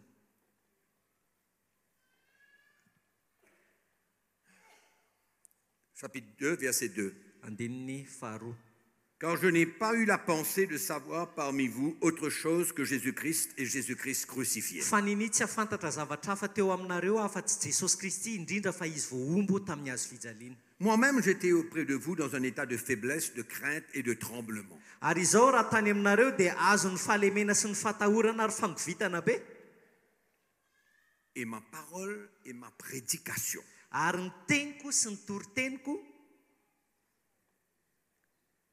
ne reposait pas sur les discours persuasifs de la sagesse humaine, dia tsy tamin'ny teny fahendrena mahataona mahataona mais sur une démonstration d'esprit et de puissance, fa tamin'ny fanehoana ny fanahy sy ny hery, afin que votre foi mba tsy horenan'ny finoanareo, soit fondée non sur la sagesse de l'homme, mba tsy horenan'ny finoanareo amin'ny fahendren'olona, mais sur la puissance de Dieu. fa amin'ny herin'Andriamanitra ihany. Voilà comment l'apôtre Paul servait le peuple, prêchait, annonçait l'évangile. Hitanareo tsara ny fomba fanompon'ny Paoly an'ny tompo sy ny fanompony an'ny olona. Ce n'était pas une démonstration de la sagesse, Ozy izy tsy fanehoana ny fahaizana ozy izy, mais c'était une démonstration d'esprit et de puissance. fa fanehoana ny fanahy sy ny hery. C'est ça que ça emmène. Zay any tokony hoentina. C'est ça le vrai ministère. Zay ny antsoina hoe tena asa fanompona, Rien d'autre. tsy misy hafa ankoatran'io. C'est ça notre appel en tant que serviteur de Ary zay Dieu. ny antsontsika amin'ny mampanompon'Andriamanitra antsika. La croix Ny hazo fijaliana change tout. manova an'izany rehetra zany. La croix Ny hazo fijaliana redresse tout. manitsy any zavatra rehetra. Si nous sommes disposés Raha vonona à isika accepter anaiky de la prendre. ny andray azy. Ta croix Ny hazo fijalianao n'est pas la mienne. tsy hazo fijaliako. Ma croix Ny hazo fijaliako n'est pas la tienne. tsy hazo fijalianao. Chacun Fa ny tsirairay avy a son chemin samy manana ny lalany, et Dieu fera une œuvre complète dans la vie de chacun d'entre nous. dia Andriamanitra manao ny asany amin'ny tsirairay avy amintsika. Amen. Amen. Dis à ton frère à côté de toi, Teneno ny rahalanao akaikinao hoe j'accepte. manaiky aho. La parole de Dieu, comme la vérité. Tenin'Andriamanitra amin'ny famarinana. Donc j'accepte de prendre ma croix. Dia tenin'Andriamanitra amin'ny famarinana dikan'izany ekeko ny hazo fijaliako. Amen. Amen. On se lever. Ndao tsika hitsangana. Alléluia. Moi j'aime la parole de Dieu. Za tena tiako ny tenin'Andriamanitra. J'aime l'évangile. Tiako ny filazantsara. Alléluia. Halleluja. Nous remercions le Seigneur ce matin. Misotranao zay tompo amin'ity marain'ity. Nous rendons grâce à Dieu pour l'évangile, Tena makasitraka ny tompo amin'ny filazantsara ny isika. sachant qu'il y a des changements que Dieu va opérer. Satria misy fiovana ho ataon'ny tompo. Seigneur, nous te remercions ce matin pour l'évangile, Tompo misotranao zay amin'ity marain'ity ny amin'ny pour la filazantsara. puissance de ta parole. Ny amin'ny herin'ny teninao. Nous ouvrons nos cœurs encore. Mbola sokafanay hatrany ny fonay. Continue Tohiza tompo. à nous éclairer. Anazavanay hatrany Continue hatrany. à nous montrer Ampisehoanay hatrany hatrany. le chemin de la vie. Ny lalan'ny fiainana. Seigneur, Tompo, tous tes serviteurs qui sont là, reto mpanomponao rehetra zay manatrika c'est eto. toi qui les appelles. Enao no niantso azy. C'est toi qui les as mis à part. Enao no nanokana Et azy. nous voulons te prier ce soir encore, Ary amin'ity tolakandro ity dia mbola mivavaka parce que nous izahay. savons que tu entends nos cris. Satria fantatra efa maheno ny antsonay ianao. Continue ton œuvre. Tompo aoka ianao hanohy ny asanao. Continue à les éclairer. Tompo mitohiza manazava azy. Illumine les yeux de leur cœur, tompo azavany mason'ny fony afin qu'ils voient briller la splendeur de l'évangile. mba ahafahany izy ireo mahita ny famirapiratra ny Seigneur, renverse tes filazantsara forteresses. mba hainao ny andravany manda Seigneur, renverse tes mensonges. tompo ravao ny manda sy ny Seigneur, lainga renverse tes fausses doctrines. tompo ravao ny fampianaran-diso Fais-nous voir la lumière de ok l'évangile. izay ahita ny fahazavany De plus en plus, filazantsara Seigneur. hatrany hatrany tompo Nous te rendons grâce aujourd'hui. makasitraka anao zay Nous te androany. remercions pour ta parole. Sotranao ny amin'ny teninao Dans le nom de ao Jésus-Christ. amin'ny anaran'i Jesosy Merci de veiller sur nous, Seigneur, dans notre départ aujourd'hui, tsonjovy izay raha hiala eto androany en rentrant chez nous. raha ahody any an-trano Que ta grâce nous entoure comme un aoka ny bouclier. fahasoavanao no hiaro anay tahaka Que ny ta fiarovana protection soit mafy avec nous. mba hiaro anay ianao tompo Nous prions dans le nom de vavaka Jésus-Christ. izay amin'ny anaran'i Jesosy Kristy Amen. amen Merci d'être venu. On se voit demain.